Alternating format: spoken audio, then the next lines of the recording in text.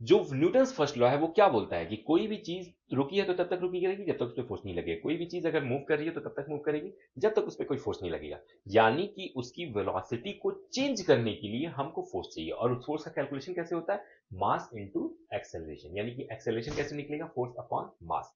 इस लॉ को हम बोलते हैं law of inertia. Law of inertia का मतलब है कि किसी भी प्रॉपर्टी में जो एक टेंडेंसी होती है जो चेंज को अपोज करती है, उस टेंडेंसी को हम इनर्शिया बोलते हैं बेसिकली।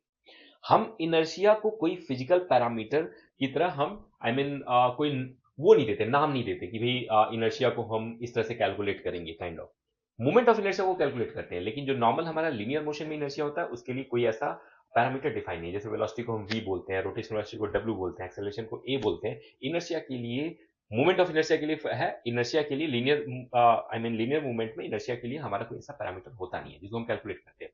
वो इनर्शिया बेसिकली क्या होती है? वो इनर्शिया बेसिकली किसी भी प्रॉपर्टी का जो वो फीचर होता है जो उसमें मास होने की वजह से आता है। और मास होने की वजह से आता है, इसलिए आप मास को इक्विवेलेंट टू इनर्शिया समझ सकते हो। ठीक है।